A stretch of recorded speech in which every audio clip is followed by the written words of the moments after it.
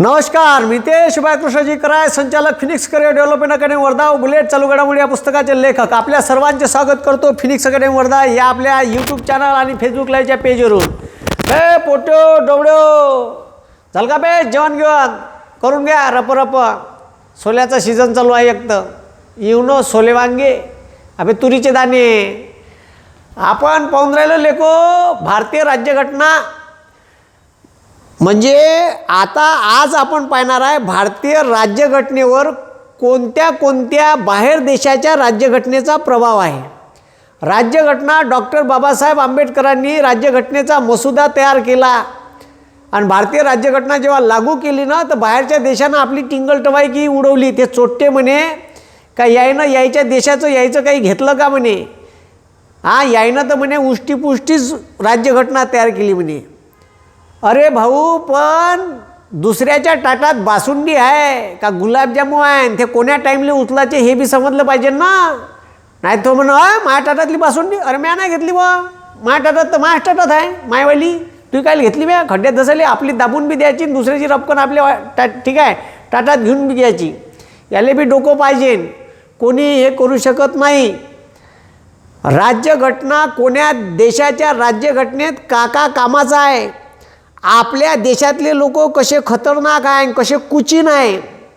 कायद्यातून पैवाटा काढणारे लोक भविष्यात पैदा होऊ शकतात. आपण आताच कायद्यात का टाकाले पाहिजे हे डॉक्टर बाबासाहेब आंबेडकरांना चांगल्या तऱ्हेनं माहीत होतं.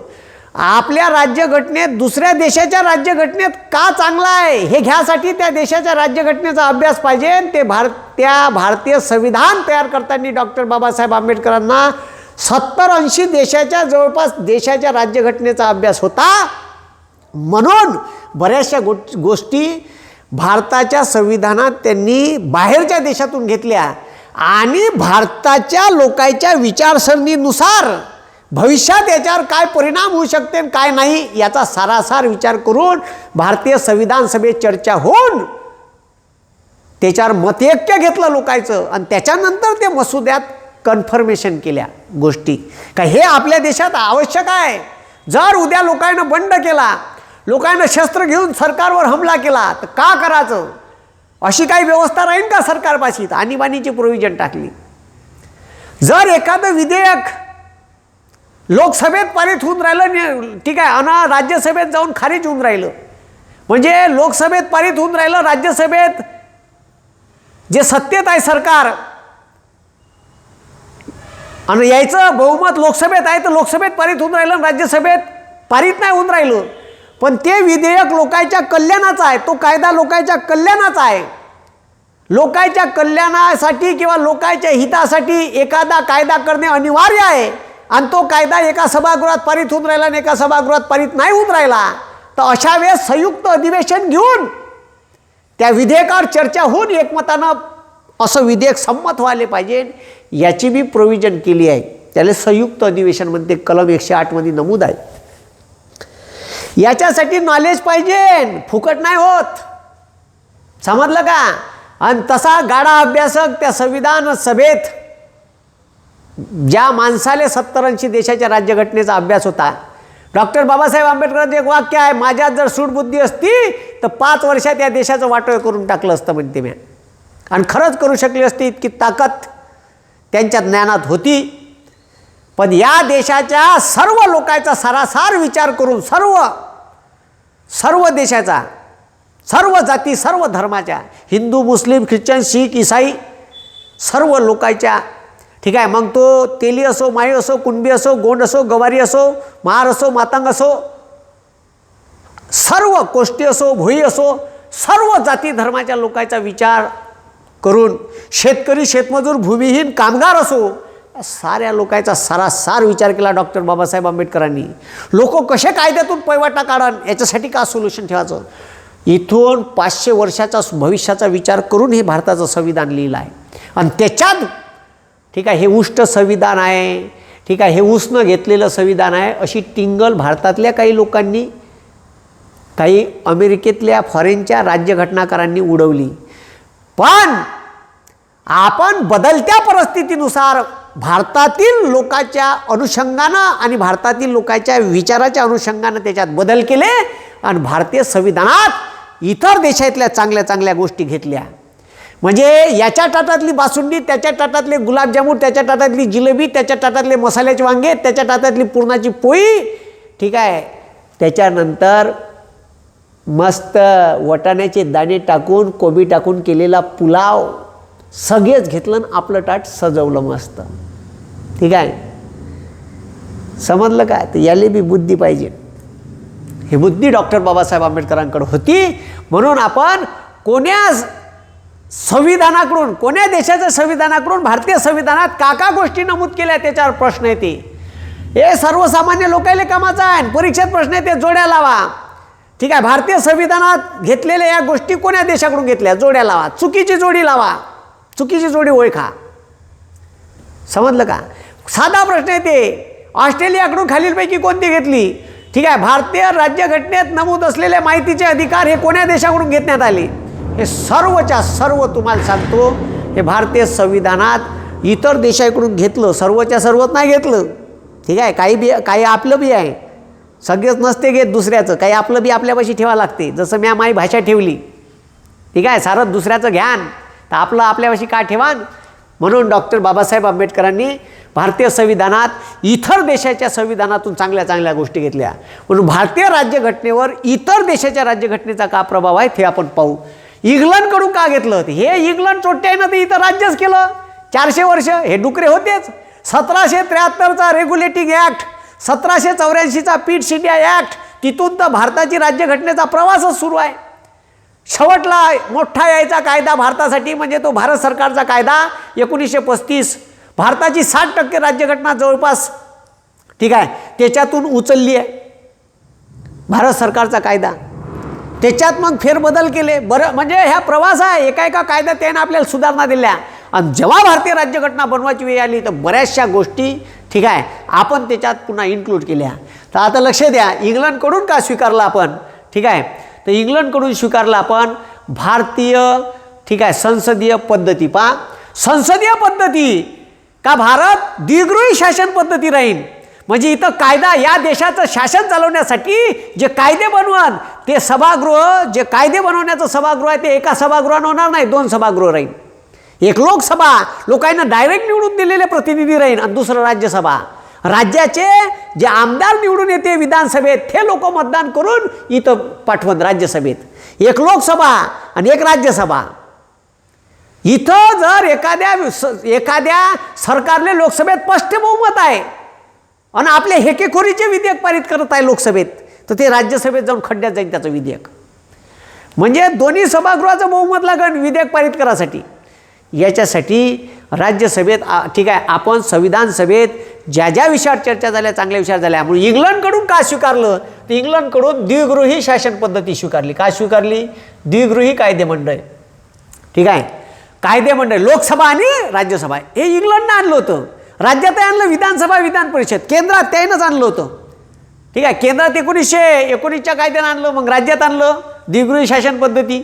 म्हणून तर मग 35ले मुंबईत विधानसभा निर्माण झाली भारत सरकारच्या कायद्यानं. द्विगृही कायदेमंडळ स्वीकारलं. संसदीय शासन पद्धतीचं कारभार कसं चालन, कायदा कसा पारित होईल, का होईल, हे संसदीय पद्धत जी आहे, संसदेचा कारभार, ठीक आहे, कायले 0 आवर म्हणायचा, कायले प्रश्न उत्तराचा तास म्हणायचा, त्याच्यात, ठीक आहे, लगेच परवानगी कोणत्या प्रश्नाला देण्यात येईल, हे जे संसदीय शासन पद्धती आहे ती आपण ब्रिटनकडून स्वीकारली. संसदेचं कामकाज कसं झालं, संसदीय शासन पद्धती, याच्यासाठी, ठीक आहे, याच्यासाठी भारत सरकारनं संसदीय शासन कारभार कसा चालवण्यासाठी एक स्पेशल ॲक्ट केला, लोकप्रतिनिधी कायदा 1951. ठीक आहे, लोकप्रतिनिधी कायद्यात ह्या गोष्टी नमूद आहे सर्व, का संसदेचं काम कसं चालवून. तर ते प्रत्येक गोष्ट संविधानात नाही लिहित आहे, त्यासाठी मग वेगळा कायदा आहे. नागरिकत्व जरी संसदेत दिले आहे, काय संविधानात दिले आहे, पण नागरिकत्वासाठी सेपरेट ॲक्ट आहे, भारतीय नागरिकत्व कायदा 1955. तर लोकप्रतिनिधीचे का विशेष अधिकार आहे, ठीक आहे, त्याला कसं मतदान करता येईल एखाद्या विधेयकावर, त्याचे का राईट्स आहेत हे की सगळे दिलं आहे. त्याचं पद केव्हा खारिज होऊ शकते हे बी दिलं आहे. त्याला म्हणते लोकप्रतिनिधी कायदा 1951. ठीक आहे, तर तो संसदीय शासन पद्धतीचं कारभार काम कसं जाईल, अध्यक्ष लोकसभेचा कसा निवडला जाईल, का निवडला जाईल, ठीक आहे, हे राज्य ठीक आहे, हे जे पद्धत आहे हे याच्यात दिली आहे. संसदीय शासन पद्धती, द्विगृही कायदे मंडळ, संसदेचे विशेष अधिकार. ठीक आहे, कायद्याचं राज्य. लोक या कायद्यानुसारच वागले पाहिजे. कायदा सर्वोच्च राहील. ठीक आहे, कायदा सुप्रीम राहील. ठीक आहे, कायदा सुप्रीम राहील. संसद सुप्रीम नाही, सर्वोच्च न्यायालय सुप्रीम नाही, संविधान सुप्रीम आहे. मग कायद्याचं राज्य आहे, कायद्याप्रमाणे लोकांना वागायला लागन. एकेरी नागरिकत्व बंद्या भारतातल्या लोकांसाठी राज्याचं वेगळे आणि केंद्राचं वेगळे असं दोन नागरिकत्व नाही. महाराष्ट्राचं नागरिकत्व आणि केंद्राचं असं नाही. अमेरिकेसारखं नागरिकत्व नाही. आमच्या भारतातल्या कोणत्याही जम्मू काश्मीरपासून कन्याकुमारीपर्यंत आणि गांधीनगर तिकडं ठीक आहे भरूचपासून तर तिकडं ठीक आहे गुवाहाटी आसामपर्यंत एकच नागरिकत्व राहील, भारताचा नागरिक. ठीक आहे, त्याला वोटिंग कार्ड भेटत, त्याच्यावर भारत सरकारचा लोगो राहील. त्याला आधार भेटन, शिक्का राहील भारत सरकार. ठीक आहे, 3 वाक काढून राहील, खालती लिहून राहील भारत सरकार. ठीक आहे, एकेरी नागरिकत्व. भारतातल्या माणसाला या कोणत्यापासून कोणत्या राज्यात जाता येईल. त्याला कोण्या राज्य गिज्याची परवानगी घ्यायची गरज नाही आहे. भारतभर तो भ्रमण करू शकते, भारतात कुठेही स्थायिक होऊ शकते. हे त्याला स्वातंत्र्य दिलं आहे, त्याला एकेरी नागरिकत्व दिल्यामुळे. त्याच्यानंतर कॅबिनेट कसं राहील, पंतप्रधान आणि त्याचं मंत्रिमंडळ, हे सुद्धा आपण इंग्लंडकडून घेतलं. पंतप्रधान, त्याचं मंत्रिमंडळ, द्विगृही कायदेमंडळ, संसदीय शासन पद्धती, एकेरी नागरिकत्व, ह्या साऱ्या गोष्टी आपण ठीक आहे. त्याच्यानंतर संसदेचे विशेष अधिकार हे इंग्लंडकडून घेतलं. लक्षात ठेव जा. का घेतलं बे पोट्यो, संसदीय शासन पद्धती, संसदेचा कामकाज कसं चालणार, एखादं विधेयक पारित कसं होईल, लोकसभेत कोणत्या विधेयकाला किती बहुमत लागेल, का लागेल, हे जे गोष्टी आहे तर ह्या घेतल्या आपण इंग्लंडकडून. संसदीय शासन पद्धती, संसदेचे विशेष अधिकार, द्विगृही कायदेमंडळ, लोकसभा आणि राज्यसभा. ठीक आहे, कारण आता पहा BJP फुल सत्तेत आहे. मनांथे कायदे पारित करून राहिली लोकसभेत. 2014 लगातार लोकसभेत 11 विधेयक पारित झाले आणि राज्यसभेत जाऊन फुस झालं, कारण राज्यसभेत बहुमतच नव्हतं. असे मग ह्या घटना लक्षात ठेवायच्या, म्हणजे लक्षात येते. द्विगृही कायदे मंडळाची ठीक आहे कायच्यासाठी शिफारस केली होती का जर सत्तेत केंद्रात लोकसभेत बहुमत स्पष्ट भेटलं तर एखादं सरकार मादल्यासारखं करू शकते. एखादं सरकार आपल्या हेकेकोरीनं हुकुमशाही वृत्तीनं वागू शकते आणि मनातील तसे कायदे करू शकते. हे केले नाही पाहिजे म्हणून द्विगृही व्यवस्था केली आहे. तर लेगाल लोकसभेत येईल तर राज्यसभेत लेगाल बहुमत नाही राहणार, तिथं खड्ड्यात जाईन ते, त्याचं विधेयक पारित नाही होऊ देणार राज्यसभेतले लोक. ठीक आहे, जर हेकेखोरीचे कायदे केले तर म्हणून द्विगृही कायदेमंडळ आहे. द्विगृही कायदेमंडळ, कायद्याचे राज्य, एकेरी नागरिकत्व आणि पंतप्रधान व त्याचं मंत्रिमंडळ, ह्या साऱ्या गोष्टी आपण इंग्लंडकडून घेतल्या. मग अमेरिकेकडून का घेतलं पहा, तर अमेरिकेकडून का घेतलं पहा भाऊसाहेब, अमेरिकेकडून आपण घेतलं न्यायालयीन पुनर्विलोकन.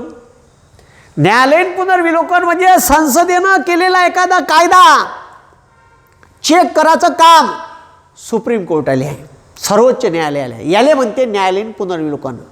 म्हणजे एखादा कायदा भारतीय चौकटीच्या आत बसते का नाही, भारतीय राज्यघटनेची मूलभूत चौकट बदलवणारा कायदा असन किंवा भारतीय मूलभूत चौकटीचं उल्लंघन करणारा कायदा असन तर सुप्रीम कोर्ट आदेश देऊ शकते सरकारले का हे डोबर बंद करतोय, नाही पाहिजे ना कायदा, खड्ड्यात घाल तिकडं. अरे चामामी, असं आहे का? तर न्यायालयीन पुनर्विलोकन. न्यायालयीन पुनर्विलोकन म्हणजे लय पोट्याले अर्थ नाही समजत, बयाळ्याची भरती. सर न्यायालयीन पुनर्विलोकन, न्यायालयीन पुनर्विलोकन अमेरिकेकडून घेतलं. अबे पण डुकऱ्या, न्यायालयीन पुनर्विलोकन होय का डोबड्या?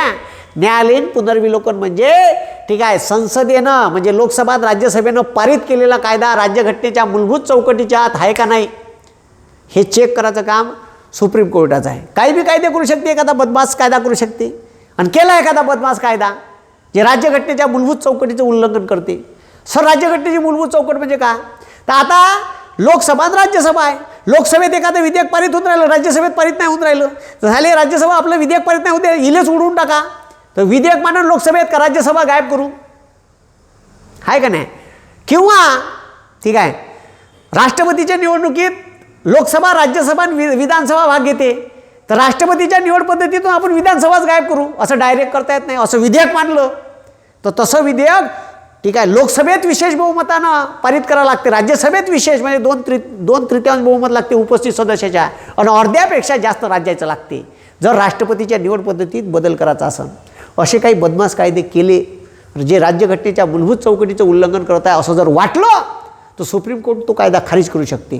तर न्यायालयीन पुनर्विलोकन हे जे संकल्पना आहे हे संकल्पना मी तुम्हाला समजून सांगेन खूप डीपली. ठीक आहे, डायरेक्ट उदाहरण, एक तर खतरनाक उदाहरण आहे आपल्यापाशी. तर न्यायालयीन पुनर्विलोकन, न्यायालयाचे स्वातंत्र्य. न्यायालय हे स्वायत्त व्यवस्था राहील, याच्यात राजकीय हस्तक्षेप चालणार नाही. हे अमेरिकेकडून घेतलं आपण. ठीक आहे, पहा न्यायालयीन पुनर्विलोकन अमेरिकेकडून का घेतलं? न्यायालयीन पुनर्विलोकन, न्यायालयाचे स्वातंत्र्य. म्हणून न्यायालयाच्या निवड पद्धतीत ठीक आहे कोलेजियन पद्धत वापरली जाते. भारताच्या कोणत्याही उच्च न्यायालयात न्यायाधीश नियुक्त करायचा आहे, सुप्रीम कोर्टात न्यायाधीश नियुक्त करायचा आहे तर नियुक्त करते भारताचा राष्ट्रपती, पण स्वतःच्या सल्ल्यानं नाही. त्याच्यासाठी सल्ला देते कोलेजियन. त्याच्यात कोलेजियनचा पदसिद्ध अध्यक्ष असते सुप्रीम कोर्टाचा चीफ जस्टिस ऑफ इंडिया. त्याच्यानंतर सर्वोच्च न्यायालयाचे 2 ठीक आहे मुख्य न्यायाधीशाच्या खालचे ज्येष्ठ न्यायाधीश आणि 2 भारतातल्या उच्च न्यायालयाचे मुख्य न्यायाधीश, अशी 5 जणांची बॉडी राहते. ते शिफारस करते काय हे जे या उच्च न्यायालयात जे न्यायाधीश आहे त्याले सुप्रीम कोर्टावर न्यायाधीश म्हणून घ्या. तेव्हा त्याले मग राष्ट्रपती त्याच्यावर सही करते आणि तो मुंबई उच्च न्यायालयाचा किंवा इलाहाबाद उच्च न्यायालयाचा न्यायाधीश सुप्रीम कोर्टात सुप्रीम कोर्टाचा न्यायाधीश म्हणून जाते. सरन्यायाधीश नाही, न्यायाधीश म्हणून जाते. समजलं का? त्यासाठी शिफारस पाहिजे राष्ट्रपतीले. तर इथं राजकीय हस्तक्षेप चालत नाही, इथं पंतप्रधान व मंत्रिमंडळाचा सल्ला चालत नाही. बाकी सर्व आयोगाचे सदस्य अध्यक्ष भारताचे राष्ट्रपती नियुक्त करते पंतप्रधान व मंत्रिमंडळाच्या सल्ल्यानं. केंद्रातल्या सर्व जवळपास आयोगाचे अध्यक्ष व सदस्य हे नियुक्त करते भारताचे राष्ट्रपती, पण स्वतःच्या मनानं राष्ट्रपतीला काहीच करता नाही त्या देशात. पुरा संकाम्यात दिवाणजी काम आहे. ठीक आहे, कोण सांगते? पंतप्रधान व मंत्रिमंडळ. पंतप्रधान मंत्रिमंडळाचा सल्ला आला का गुपचाप सही घोटाचं काम आहे राष्ट्रपतीले. सही घोटली का झालं, नियुक्ती कन्फर्म. पण न्यायाधीशाच्या निवडी करायच्या आहे तर तिथं ठीक आहे पंतप्रधान व मंत्रिमंडळाचा सल्ला चालत नाही. काहून? समजा पंतप्रधान मंत्रिमंडळाच्या सल्ल्याने एखादा न्यायाधीश झाला आणि त्याच्याच खंडपीठावर पंतप्रधानाच्या विरोधातली केस गेली. अरे साहेब नमस्कार, तुमचे खूप पुण्य आहे हो मायावर, तुम्ही मला न्यायाधीश केलं च्या आम्ही सुप्रीम कोर्टात देतो मी तुमचं जुगाड करून. असा एखादा न्यायाधीश पार्शालिटी होऊ शकते न्यायदान देताना. का ज्या माणसानं आपल्याला न्यायाधीश पदावर आणलं त्याचीच केस आपल्याकडे आली, साला याले ठीक आहे यानं मला न्यायाधीश केलं, लय पुण्य आहे, याच्याच बाजून न्याय देऊन देतो, असा एखादा न्यायाधीश करू शकते. आणि म्हणून ठीक आहे न्यायालयात जरासा बी राजकीय हस्तक्षेप नाही चालत भाऊ. इथं ठीक आहे डायरेक्ट जिल्हा न्यायालय आदेश पाठवते SP ले, उद्या कोर्टात हजर राहा, तर ते बी येते टोपी घालते बगलीत शेलूट मारते. हां तिथं काहीच नाही जमत आडवं तिडवं. न्यायपालिका आहे. ठीक आहे, हे एकमेव व्यवस्था आहे भारतात का थोडीशी बरी आहे. काही लोक न्यायाधीशच म्हणायला लागले आजकाल का न्यायालयात न्याय भेटत नाही, तर त्याला माहीत आहे आतमध्ये का होते. पण नाहीपेक्षा बरी आहे न्यायालयीन प्रक्रिया, का ज्याले दबून राहते लोक. ठीक आहे, आणि तुम्हाला सांगतो तुमच्यावर कधी अन्याय झाला ठीक आहे, प्रशासन अन्याय करत असाल, पोलीस प्रशासन राहो का जिल्हा प्रशासन राहो का केंद्र सरकार राहो का राज्य सरकार राहो, हे एकाच गोष्टीला ऐकते न्यायालय. तुम्हाला सांगतो यानं शहाणपण केली, तुम्ही कलेक्टरला निवेदन द्या, याला निवेदन द्या, तो महसूलचा माणूस असेल तर त्याला चापकाय करूनच ठेवते महसूलवाले. एखाद्या पोलीस डिपार्टमेंटच्या माणसानं तुमच्यावर अन्याय केला असं वाटते, ठीक आहे, आपला रिपोर्ट लिहून नाही घेतला, काय नाही घेतला, तुम्ही SP ला कंप्लेंट करा, एखादाच SP ॲक्शन घेते, नाही तो झाकूनच ठेवते डाल्यात त्याला. तर अशा वेळेस न्यायालयात जायचं. न्यायालयाचा ऑर्डर आला का सरळ एका लाईनीतच येते ती. समजलं का? म्हणून न्यायालयीन पुनर्विलोकन, न्यायालयाचे स्वातंत्र्य, राजकीय हस्तक्षेप नाही, स्वायत्त संस्था राहील. अशा स्वायत्त संस्था आहे भारतात. UPSC ठीक आहे, न्यायालय, controller and auditor general of India ठीक आहे, रिझर्व्ह बँक स्वायत्त संस्था आहे. ठीक आहे, स्वायत्त म्हणजे स्वतंत्र, राजकीय हस्तक्षेप चालत नाही. केंद्रीय निवडणूक आयोग ह्या स्वायत्त संस्था आहे. राजकीय हस्तक्षेप पाहिजे नाही, तरी आता आजकाल जास्तच वाढला आहे. ठीक आहे, उपराष्ट्रपती हे पद अमेरिकेकडून घेतलं आपण. राष्ट्रपती नाही, आपण राष्ट्रपती पद इंग्लंडकडून घेतलं. ठीक आहे, इथं नाही का राष्ट्रपती पद घेतलं इंग्लंडकडून. इंग्लंडकडून राष्ट्रपती पद हे इंग्लंडची महाराणी तिथं वंशपरंपरागत आहे. आपण राष्ट्रपती पद इंग्लंडकडून घेतलं तर हे वंशपरंपरागत घेतलं नाही, त्यासाठी निवडणूक लावली. आमच्या इथं कोणतंही पद याच्यानंतर वंशपरंपरागत राहणार आहे. आम्ही आमच्या देशाचा राष्ट्रपती निवडून देऊ, तो वंशपरंपरागत राहणार नाही तुमच्या इंग्लंडच्या महाराणीप्रमाणे. राष्ट्रपती पद भला इंग्लंडकडून घेतलं, उपराष्ट्रपती अमेरिकेकडून घेतलं. पाहावे डोंबडेओ, न्यायालयीन पुनर्विलोकन, न्यायालय स्वतंत्र, उपराष्ट्रपती. त्याच्यानंतर राज्यघटनेचा सरनामा, उद्देशपत्रिका किंवा प्रस्तावना एकच शब्द आहे. आपण सरनामाची संकल्पना अमेरिकेकडून घेतली का भारतीय लोकायले का द्यायचा या संविधानातून, तर तो सरनामा घेतला. महाभियोग, मग राष्ट्रपतीवरचा महाभियोग असो का सुप्रीम कोर्टात किंवा उच्च न्यायालयातील न्यायाधीशांनी न्याय देताना पार्शलिटी केली आणि त्याचा भ्रष्टाचार उघडकीस आला एखाद्या, त्याच्यावर महाभियोग राबवायचा एखाद्या न्यायालयावर, न्यायाधीशाच्या, ठीक आहे, न्यायाधीशावर ठीक आहे, सुप्रीम कोर्ट किंवा उच्च न्यायालयाच्या न्यायाधीशावर महाभियोग त्याले पदावरून दूर करायची एकच प्रोसेस आहे, महाभियोग. महाभियोग भारतात 4 लोकांवर राबवता येते, पण राज्यघटनेत लिहून नाही का त्याला महाभियोग या पद्धतीद्वारे दूर करण्यात यावं. लिहून असं आहे का राष्ट्रपतीला ज्या पद्धतीने पदावरून दूर करता येते अशा पद्धतीने यांना पदावरून दूर करण्यात यावं. मग राष्ट्रपतीला पदावरून दूर करायची एकच पद्धत आहे, महाभियोग. महाभियोग म्हणजे का, तो ठीक आहे, राष्ट्रपतीला पदावरून दूर करायचा आहे. राष्ट्रपतीने घटनात्मक मूल्याचं उल्लंघन केलं, ठीक आहे, तर भारताच्या राष्ट्रपतीला पदावरून दूर करता येते. असंवैधानिकरित्या वागला असेल भारताचा राष्ट्रपती तर महाभियोगाचा प्रस्ताव लोकसभा किंवा राज्यसभेत मांडता येते. तो प्रस्ताव 2/3 बहुमतानं 66% बहुमतानं दोन्ही सभागृहात पारित व्हायला पाहिजे, तर पदावरून काढता येते, त्याला म्हणते महाभियोग. ही महाभियोगाची संकल्पना अमेरिकेकडून घेतली. हीच पद्धत भारतात 4 लोकांना पदावरून दूर करताना वापरते, राष्ट्रपती, ठीक आहे, controller and auditor general of India, ठीक आहे, त्याच्यानंतर केंद्रीय निवडणूक मुख्य आयुक्त आणि इतर 2 सहाय्यक आयुक्त, आणि त्याच्यानंतर ठीक आहे controller and auditor general of India. पहा, controller and auditor general of India, ठीक आहे, controller and auditor general of India, ठीक आहे. 4 लोक कोण कोण आहे, केंद्रीय निवडणूक आयोगाचे मुख्य आयुक्त आणि इतर 2 सहाय्यक आयुक्त, ठीक आहे. आता 3 लोक आहे ना.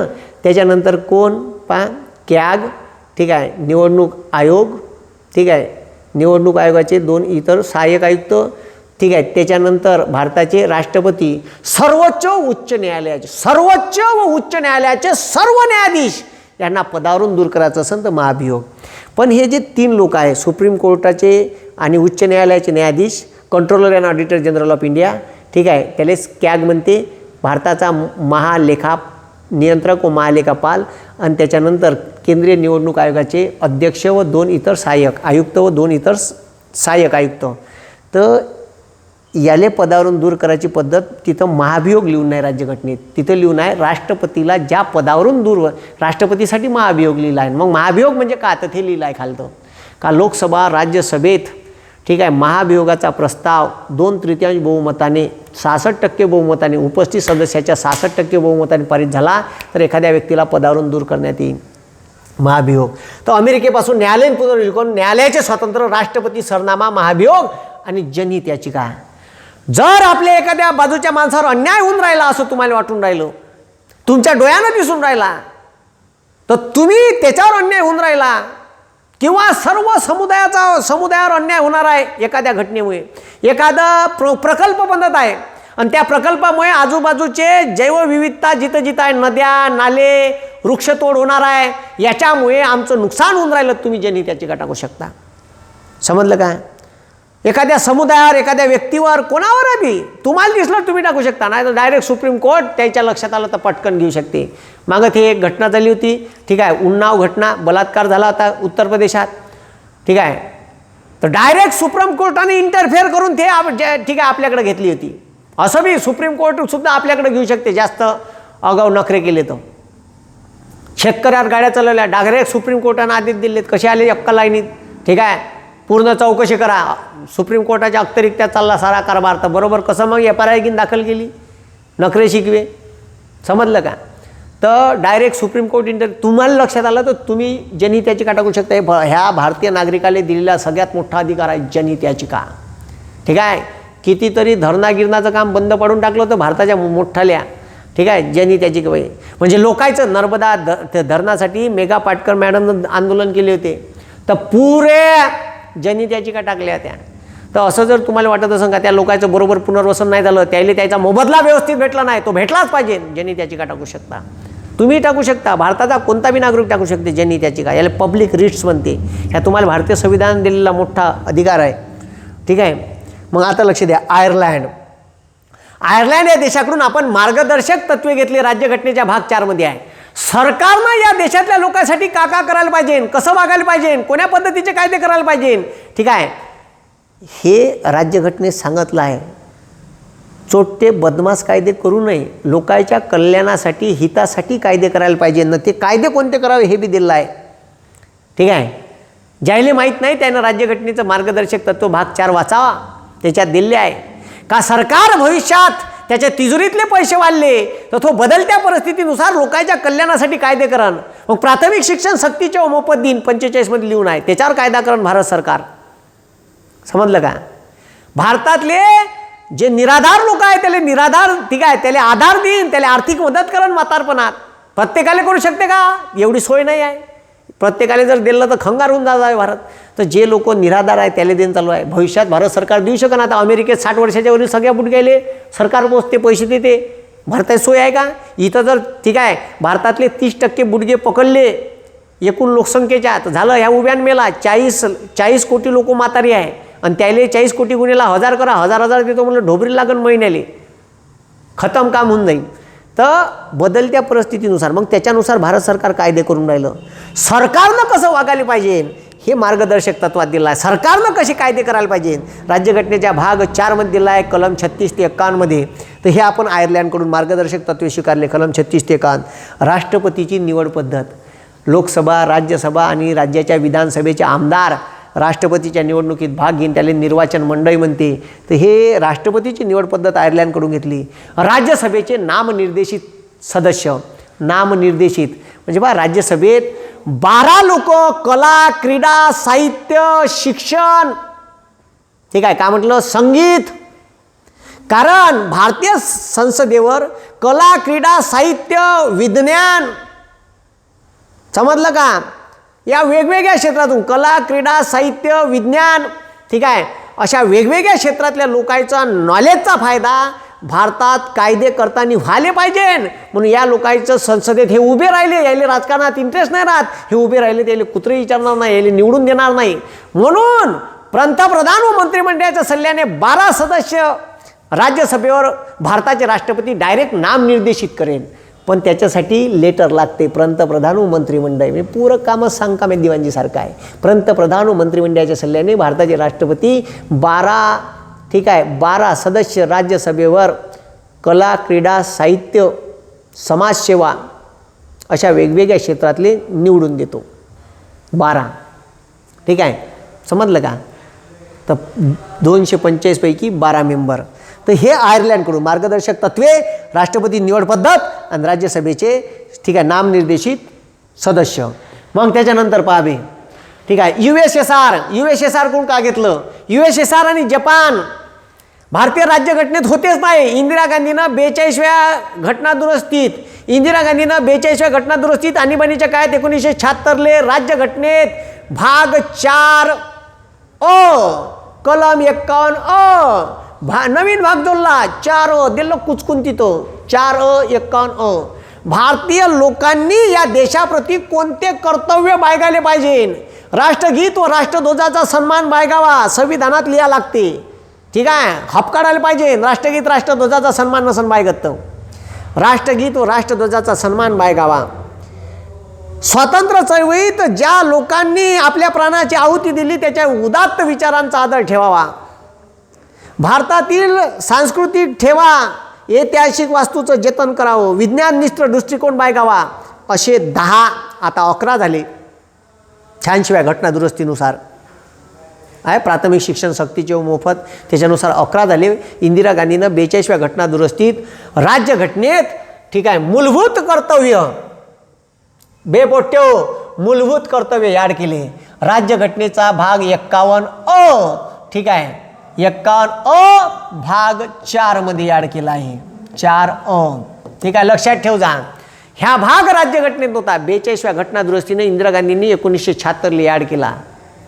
नवीन भाग 10 होते, आता याच्यात 11 आहे. 86व्या घटनादुरुस्तीनं प्राथमिक शिक्षण सक्तीचे मोफत देण्याचं कर्तव्य पालकाचं राहील.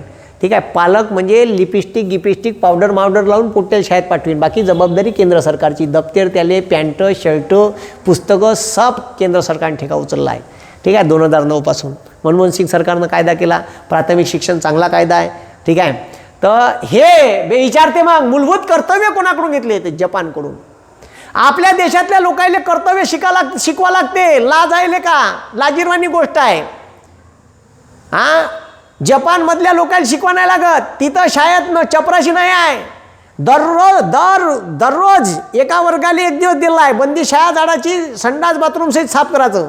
आपल्या गावातल्या पोट्याला जर संडास बाथरूम साफ करायला लावलं ना तर त्याचा बापीन साले हे धंदे करायला पाठवतो का माझ्या पोट्याले? हे तर माझ्या घरी बी करायला लावलं असतं. शिकवायला पाठवतो. मास्तर तुला लावू का संडास साफ करायला? नाही बुवा. अरे त्या माणसात स्वच्छतेची भावना निर्माण व्हावी, देशप्रेमाची भावना निर्माण व्हावी, याच्यासाठी शाळा साफ करायची आहे. ते मी लिहून ठेवलं आहे आता राज्यघटनेत. सांगीन ते शिकवताना मूलभूत अधिकारात. ठीक आहे. तर हे लय खतरनाक काम आहे म्हणलं, लय खतरनाक प्रोव्हिजन आहे. इथं एस टी महामंडळाची सीट, कारण आपण सरकारच्या वस्तू आपल्या कधी समजतच नाही. अबे एस टी महामंडळाच्या मागं लेको जोड्या लावा लिहिते पोट्टे सीट नुपरा याले जोड्या लावा. सारिका, वैशाली, ठीक आहे, पंचफुला, इकडं नाव राहीन तिचे स्मिता, इकडं पोट्ट्याचे नाव जोड्या लावा. अरे सत्यानाश, पोट्ट्याना संजा, किशोर, अनूप जोड्या लावा. अरे देवा. मागची सीट नुपर तिथं दिल काढते त्याच्यात बाण. अरे सत्यानाश. झाड नुपर येते बगीच्यातलं दिल काढाले. एवढा रिकाम फुरसदे आहे डुकरं. अरे तिथं वेरूळच्या लेण्यात दिल बाण त्या कॉलमवर. अबे फॉरेनचे लोक पाहिले येते का मेसेज घेऊन जाईल. वा व्हॉट इंडियन पीपल. डोंबडे. ठीक आहे. अबे थोडंसं लाज बायगा. देशाची मालमत्ता आहे. तुमच्या घरी तुमच्या टेबलावर लिहा बरं जोड्या लावा. कसा बाप पन्नाव लेगो लिही जा ना घरी डायनिंग टेबलवर. नाही कुताडन बाप तर मरतपर्यंत. फोडता घरचा एखादा बल. आंदोलनात गेल्यावर कसे सरकारी गाड्या फोडता. अबे तुमच्याकडून भरून घेईन पैसे. सरकारच्या का बापात चाललं? आपली प्रॉपर्टी आहे. उद्या एस टी महामंडळाची बस फोडली तुम्ही, तिकिटीवर काय 25 पैसे वाढून देणे, निघाले पैसे. घे शेकून. कोणा शेकली? तूही बयाड्याची भरती. ठीक आहे. म्हणून सांगा लागते. अमेरिकेत जर सीट फाटली एखाद्या मेट्रोची दिसली ठीक आहे जपानच्या माणसाले, तर जपानच्या माणसाला आज सीट दिसली, दुसऱ्या दिवशी तो आपल्या बॅगमध्ये सुईसूत दोरा घेऊन येते, त्याच ट्रेनमध्ये बसते, त्याच डब्यात बसते. त्याला जर 1.5-2 तास झाले टाईम असन नोकरीच्या ठिकाणी तर ते सीट शिवतेले का? भारताचं असन तर असं बोट टाकते त्याच्यात ना टर्कन करते. असं टर्कन करते. तेवढ्यानंच होत नाही. हे शीट एवढीशी फाटली राहते, तिला एवढी फाडून टाकते, त्याच्यात हात घालते, हे चोट्ट फोम घरी नेते डुकरे. ठीक आहे. हे शिकवा लागून राहिले भारतीय लोकांना. हे आपण USSR, United state of Soviet Russia आणि जपानकडून घेतली मूलभूत कर्तव्य. ठीक आहे का? या देशाप्रती तुमचे का कर्तव्य राहील हे इंदिरा गांधींनी टाकले. तशी तर टाकायची गरज नाही पाहिजे. राष्ट्रप्रेम म्हणजे 15 ऑगस्टले ठीक आहे पल्सरवर तिरंगा पांढरी बंगाली घालून फिरवणं म्हणजे राष्ट्रप्रेम नाही वय. ठीक आहे. इथं मोलला जरी स्वच्छ करून ठेवला तरी राष्ट्रप्रेम आहे. समजलं का? जिथं लिहून आहे थुकू नये तिथं पिचकारी मारतं. एवढं जरी केलं नाही पिचकारी मारली तरी राष्ट्रप्रेम आहे बाबा. समजलं का डुकऱ्या? मग मूलभूत कर्तव्य. रशिया USSR रशियाकडून घेतल्या पंचवार्षिक योजना.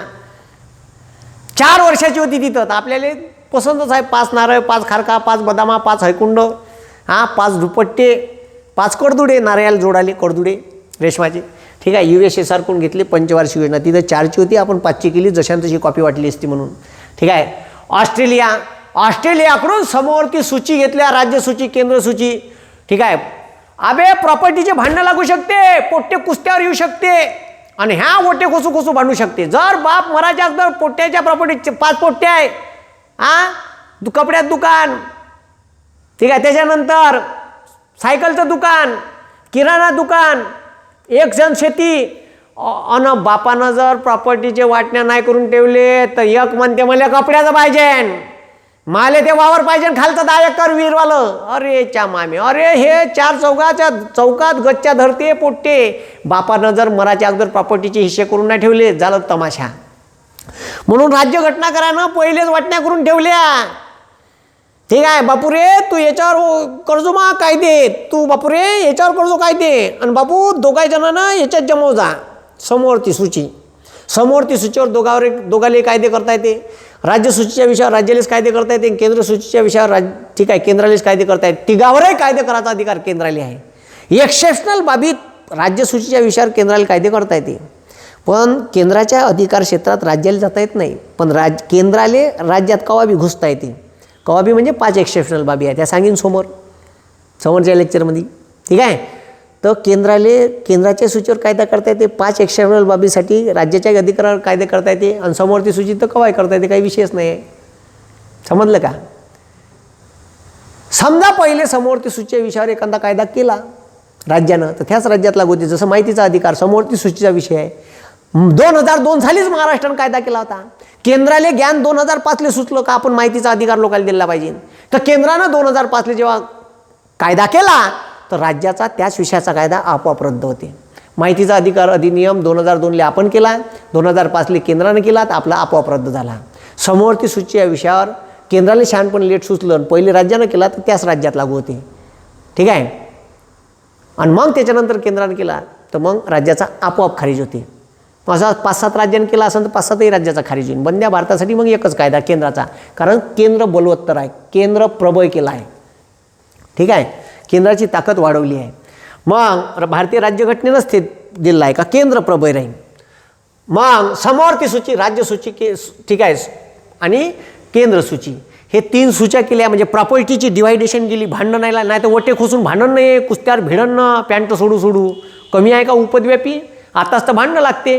पाहिलं ना का ममता बॅनर्जी घेईन डायरेक्ट वटे खोसून भांडते ना पंतप्रधानांसमोर.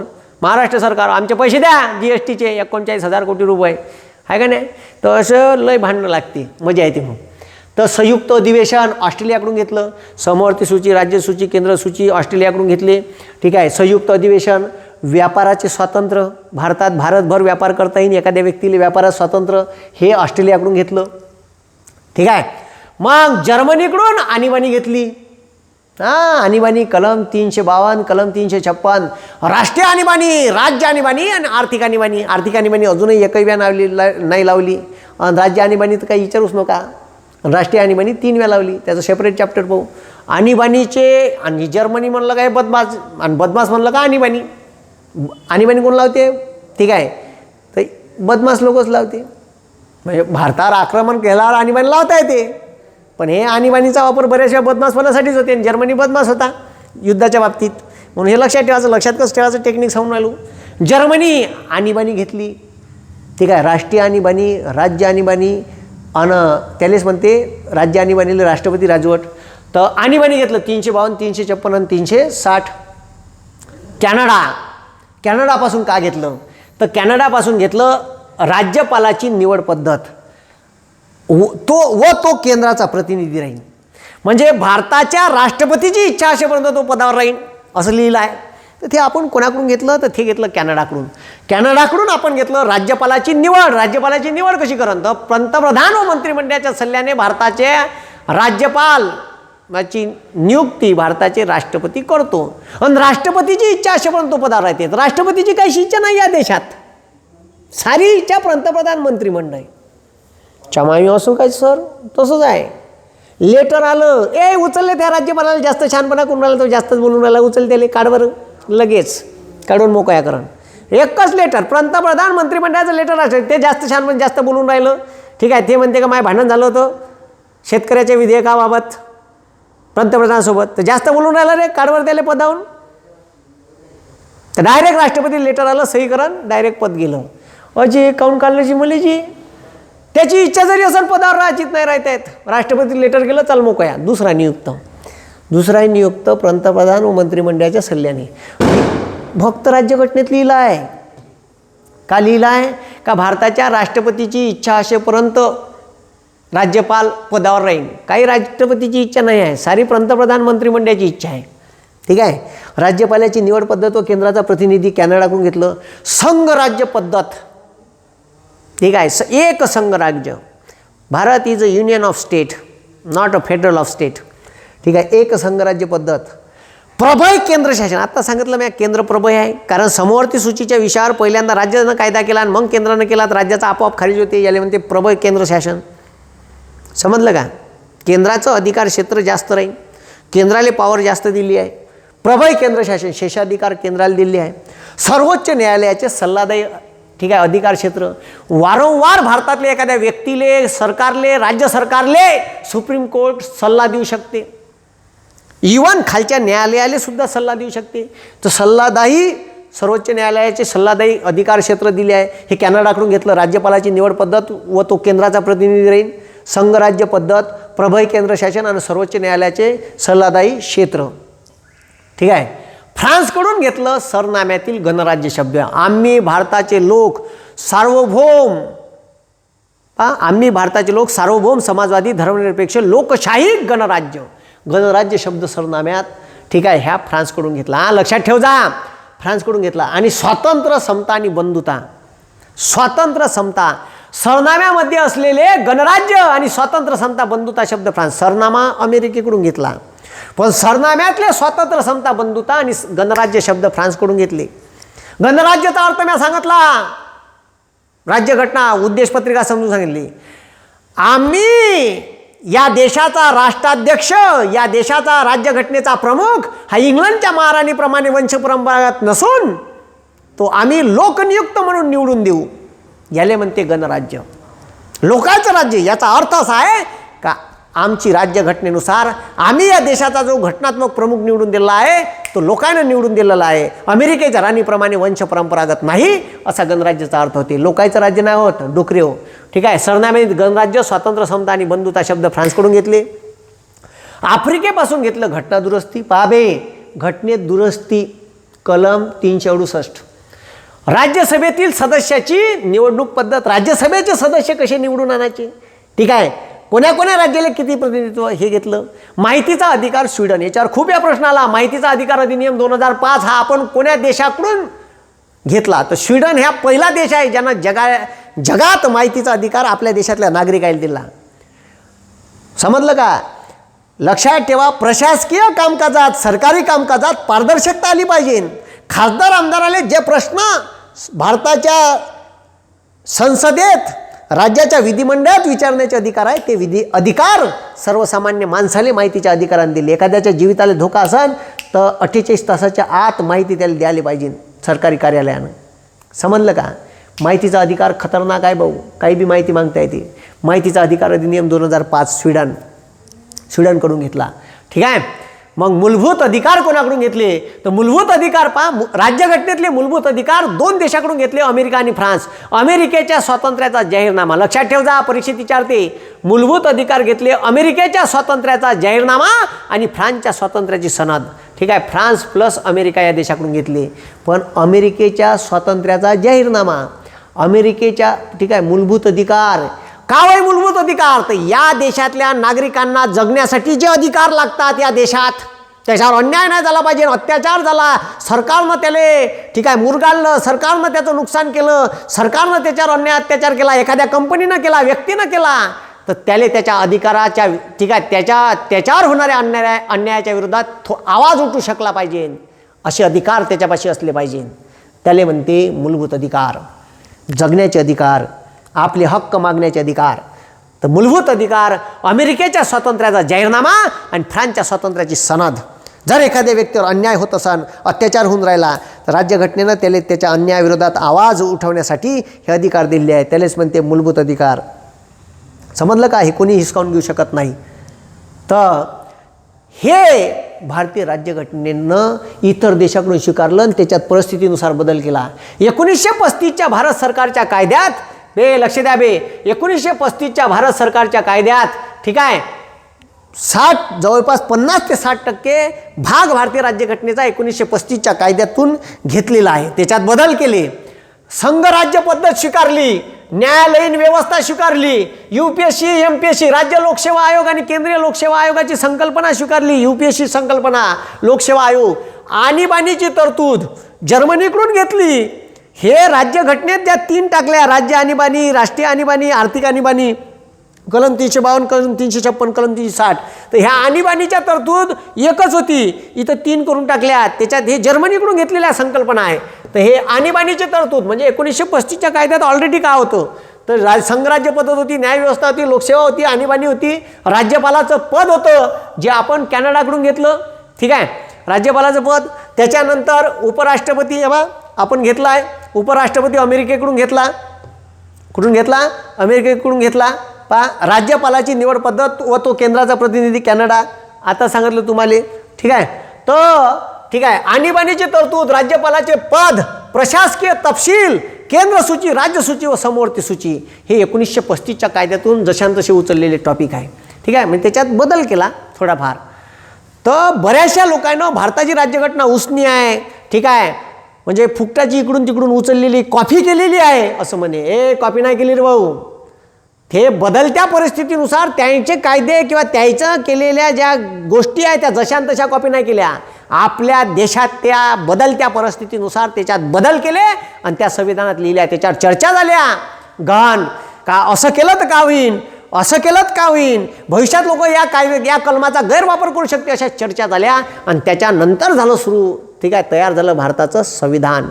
समजलं का? असं फुकट नाही झालं, त्याच्यासाठी बी अभ्यास पाहिजे. तो अभ्यास डॉक्टर बाबासाहेब आंबेडकरांना होता आणि त्यांनी भारतासाठी 70 वर्षे इमानतबारे भारत चालून राहिला असे संविधान तयार केलं. सलाम त्या डॉक्टर बाबासाहेब आंबेडकरांना, ज्यांनी हे भारताचं संविधान, इतर देशाच्या चांगल्या राज्यघटनेचा अभ्यास होता आणि त्याच्यातल्या चांगल्या चांगल्या गोष्टी आपल्या भारतीय संविधानात उतरवल्या. म्हणून त्यांचं पुण्य विसरून चालता येणार नाही. ज्या देशावर जो देश ज्या राज्यघटनेवर 70 वर्ष अविरत चालून राहिला आणि त्या राज्यघटनेवर केव्हा बी गदा आली, त्याच्यातले कलम फारसे बदल करण्याच्या गोष्टी जेव्हा येईन तर मी ठीक आहे पहिला नागरिक राहीन या देशाचा का रस्त्यावर उतरीन. ठीक आहे, म्हणून भारतीय संविधानात ठीक आहे बदल करता येते पण मूलभूत चौकट बदलवता येत नाही. असे मूलभूत चौकट बदलवण्याचे प्रयत्न जर या देशातल्या सरकारनं कोणा केले तर मी रस्त्यावर उतरीन. ठीक आहे, ही हिंमत तुमच्यातही असली पाहिजे जशी मायात आहे. समजलं का? कारण भारताचं संविधान आहे तर आपण आहे. म्हणून हे भारतीय राज्यघटनेत इतर देशाकडून घेतलेल्या घटना होत्या, याच्यावर बऱ्याचशा परीक्षेत प्रश्न विचारते. आजच्या दिवशी इथंच थांबतो. व्हिडिओ आवडला लाईक करा, शेअर करा, सबस्क्राईब करा. आपलं यूट्यूब चॅनल आहे याला सबस्क्राईब करा. आपलं पॅकेज पाहिजे तर फिनिक्स अकॅडमी वर्धावर जा. ठीक आहे, ॲप्सवर जा, प्ले स्टोअरवर जा, हे apps Phoenix academy Wardha download करा. मोबाईल नंबर विचारते, कचकन टाका, OTP येते, कचकन टाका. मग विचारते स्टुडंट का पॅरेंट लॉग इन करता तर स्टुडंट लॉग इन करा. ठीक आहे, तुम्हाला ते कोड गीड विचारते तर कोड गीड काही भरायचं नाही, डायरेक्ट ओके करायचं. ठीक आहे, चालू होऊन जाते ॲप चालू झालं का मधा स्टोअर येते, मधा स्टोअर खालच्या बाजूला. त्या स्टोअरवर जायचं, वेगवेगळे पॅकेज आहे. MPSC foundation batch, Marathi grammar, English grammar, economics, math, reasoning. ठीक आहे, त्याच्यात MPSC फाउंडेशन बॅच घ्या. एव्हरग्रीन पॅकेज आहे, सर्व व्हिडिओ सिक्वेन्सली भेटन. समजलं का? आजच्या दिवशीतच थांबतो. धन्यवाद. जय हिंद, जय महाराष्ट्र.